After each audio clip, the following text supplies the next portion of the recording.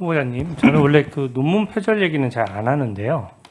기준은 좀 명확합니다. 인사검증을 할 때 각주랑 인용 여부가 제일 문제거든요. 근데 아까 후보자께서 각주나 인용 부분에 좀 미흡한 점이 있어서 잘 모르는 부분이 있었을 것 같다 이렇게 말씀하셨는데 한번 제대로 한번 체크를 한번 해보십시오.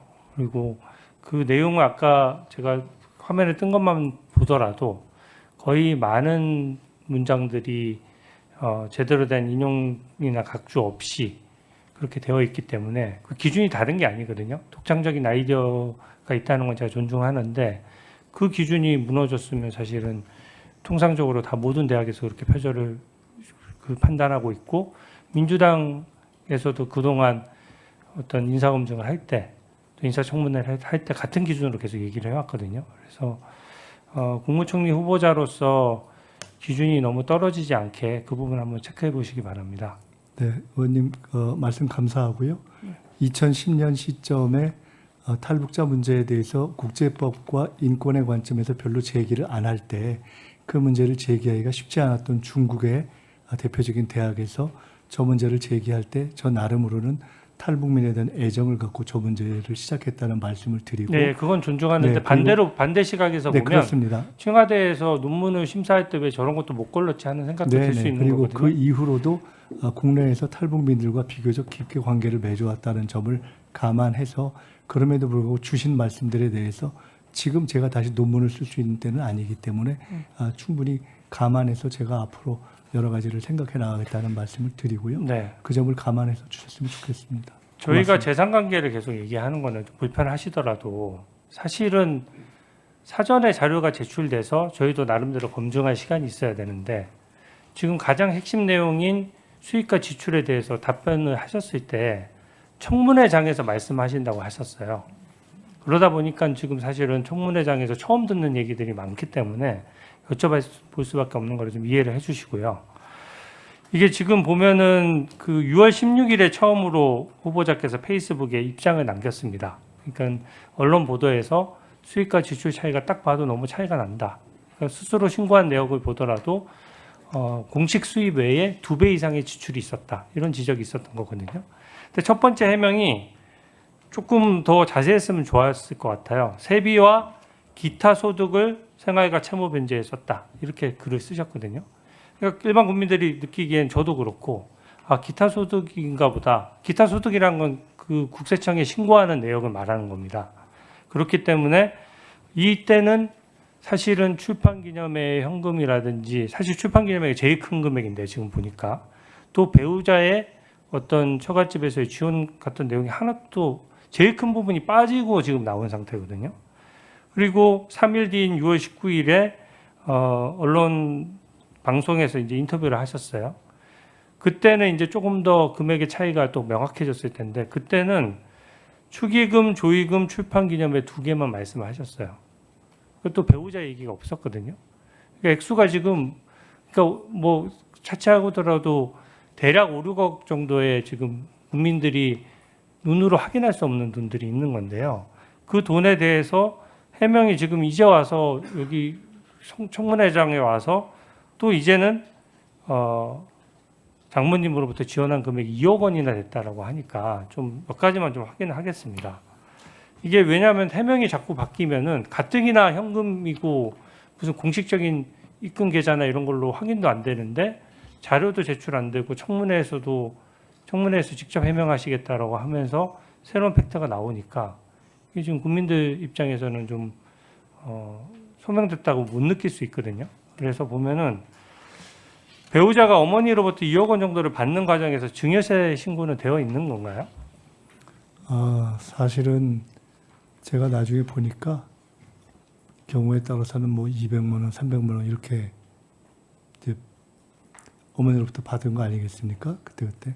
근데 그게 이번에 이제 과정에서 총액이 제법 돼서 그에 대해서 증여세도 처리한 것으로 알고 있습니다. 증여세는 지금 이제 인사청문회 직전에 처리가 된 건가요? 네, 그렇습니다. 네, 이제 발견해서 처리를 한 것이네요. 그렇습니다. 사실은 저는 저렇게 손을 좀 벌렸다 하는 것도 사실은 잘 몰랐습니다. 네. 그러면은 배우자의 수입원에서 뭐 후보자님의 그 무슨 추징금을 변제하도록 한다든지 이렇게 돈이 섞인 건 없이 그냥 배우자 계좌로 돈이 들어와서 쓰인 거기는 겁니까? 제가 제 세비가 아직 보셨다시피 뭐 매달 500만 원, 700만 원 이런 식으로 거의 그냥 다 잘라서 들어가는 시기여서 그리고 이제 목돈이 생기면 갚고 나머지는 분납하는 시기여서 그걸로 다 추징금에 썼기 때문에 아마 저는 남은 돈을 갖고 생활을 하는 것을 빡빡하게 한다고 생각했는데 그걸로 이제 모자라서 생활비를 이렇게 요청한 지원을 받은 것이어서 거기서 무슨 추징을 받고 이런 건 증여세 없습니다. 납부는 언제 얼마를 했는지 여쭤볼 수 있나요? 제가 정확하게 확인해서 말씀드리겠습니다. 예, 좀 말씀해 주십시오. 근데 2억 원 정도 중에 1억 원 정도는 계좌로 들어갔다라고 하는데 네. 저희가 항상 좀 말씀은 제가 믿는데요. 내역이 그 정도는 확인해 줄 수 있거든요. 계좌번호 다 가리고 지금 현재 의혹이 불거진 상태이지 않습니까? 그러니까 의혹이 불거지지 않은 상태에서 모든 계좌를 한번 확인해 보자. 이건 무리한 얘기지만 기본적으로 국민들이 모르는 소득이 있다라고 얘기하는 상황에서 그 금액의 계좌번호 다 지우고 액수만 확인되고 입금자 이름조차도 다 지워도 입금 내역은 좀 추려서라도 낼 수 있을 것 같은데 대로 가능한가요? 말씀하신 대로 저희 장모님하고 저희 아내하고 사이에 저 입금 계좌가 송금이 왔다 갔다 한 부분이 있는데 그 부분이 지금까지 있던 규정에 크게 벗어나지 않고 당사자들이 다른 이유로 이거는 좀 불편하다라고 하지 않는다면은 그 부분 송금으로 왔다 갔다 한 부분에 대해서는 말씀하신 방식으로 최대한도로 프라이버시를 지키면서 할 수 있는지 물어보도록 하겠습니다. 현금 1억 원이라는 말이 아까 언뜻 말씀하셨는데 제가 좀 이해가 안 되는 것이 저희가 얘기하지만 현금을 막 5천만 원, 1억 원씩 집에 쌓아두고 사는 사람이 없거든요, 사실은.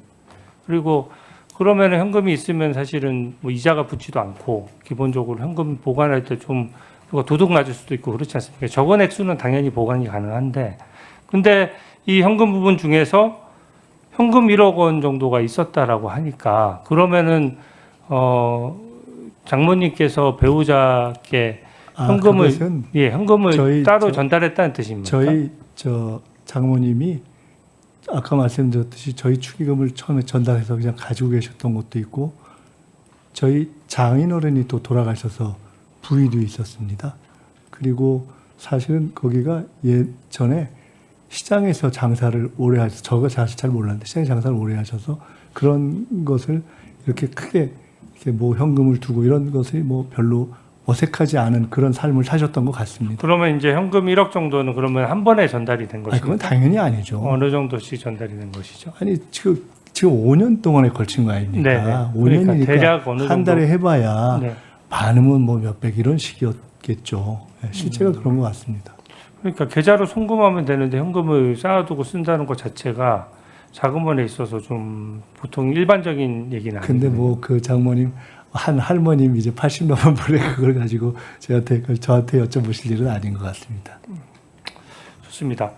아들 유학비 부분도 마찬가지예요. 지금 말씀하신 대로 전 배우자께서 내셨을 수도 있는데 그것은 기본적으로 제가 아까 이미 소명 방법으로 소명 방법을 제가 듣고 나서 말씀- 제가 반론을 조금 말씀드리고 싶은데 지금 그 원래 우리가 그러니까 딱 코넬대 입학 자금만 놓고 얘기를 했을 때 그게 그 한 몇천만 원 다니지 않습니까? 학비를 내는 것이. 그러면은 현실적으로 뭔가 달러를 바꿔서 들고 가거나 하기 힘들어요. 그래서 무조건 송금이죠. 예, 무조건 송금입니다. 근데 제가 아까 받은 자료를 보면 뭐가 오류가 있는지 몰라도 어떻게 왔냐면 아드님의 외국한 신고 내역이 없다라고 나왔거든요. 근데 이게 제가 알기로는 준 쪽과 받은 쪽이 전부 다 나올 수가 있고 실제 아드님 계좌만 보더라도 바로 예를 들어 복사해서 그건 가릴 거 다 이겁니다. 가리고 저로부터 송금된 아들에 대한 외국한 신고 내역이 없다는 아마 그 확인서를 보셨을 겁니다. 왜냐하면 그러면 아드님한테 한번 물어보셨어요. 그러니까 그 전 제가 배우자로부터 보낸 게 없으니까요. 그리고 그래도 지금 인사청문 국면이지 않습니까? 그래서 아니 근데 애 엄마가 그 보낸 아이한테 보낸 것은 계좌에 찍혀 있는 것도 그럼 확실한데 제가 물어보지 않았습니까? 지금 제가 이때까지? 애 엄마한테 연락을 해서 그거를 아니 보내달라고 아드님한테 할 여쭤볼 만한 수 처지는 있잖아요. 아드님한테. 아닙니다. 네. 아드님에게 말씀해 보실 수 있는 거 아니에요? 네, 제 아이는 이번에 그 뭐죠? 인턴 이런 문제 때문에 너무나 많은 주변에 뭐 이런저런 뭐 기자 뭐 등등등등 때문에 한 100여 명씩 친구들한테 미안하다고 메일을 보내다가 스트레스 받아가지고 제가 더 이상 얘기하기가 좀 미안한 형편입니다. 네, 그 부분은 그리고 사실은 제가 추정컨대 그 애엄마가 수입이 있습니다. 거기가 이렇게 활동을 하는 사람이기 때문에 그리고 FM으로 사는 사람이기 때문에 그 문제에 대해서 별 뭐 크게 걱정하실 만한 일이 없을 거라고 보는데 그걸 제가 이거를 계좌를 공개해 주시오라고 전할 입장에 있지는 않다 하는 것을 말씀드리겠습니다. 알겠습니다. 예.